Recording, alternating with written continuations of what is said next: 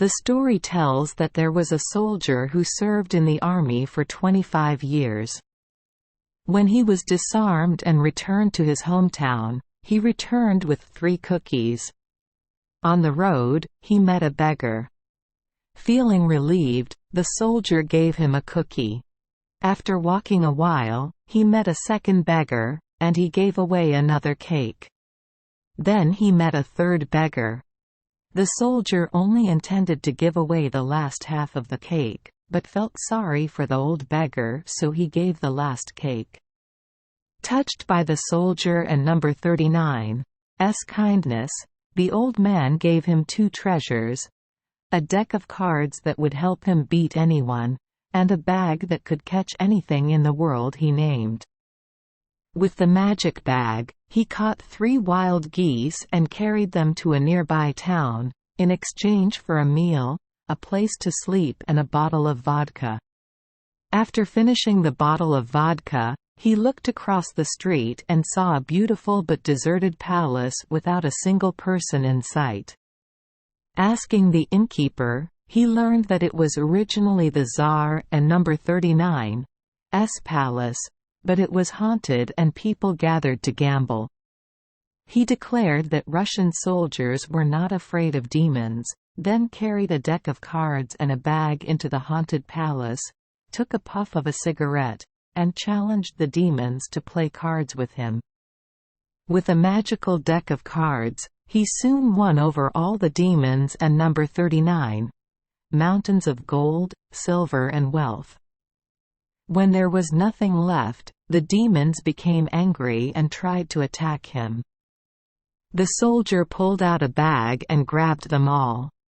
The next morning, he pulled out the bag and asked 2 blacksmiths to use iron hammers to repeatedly hit the bag until the demons screamed for mercy. He made them swear to always stay away from this area, then opened the bag. But right after that, he grabbed one, cut off its hand, and forced it to sign a contract with its blood to be a servant to him. Impressed by the soldier and number 39's abilities, the Tsar invited him to live in the palace and treated him like a brother. Uncle later got married and had a son. When everything seemed to be going well, his son was seriously ill and no one could cure him. I had to summon the demon from before. He gave me a cup, told me to pour cold water into it, and then looked into it. If you see, in the form of a woman in black, standing at the foot of the bed, then sprinkle water on the patient and the patient will be cured. If the angel of death stands at the head of the bed, there is no cure. Thanks to that, he saved his son and became a famous physician. Some time later, the Tsar fell seriously ill.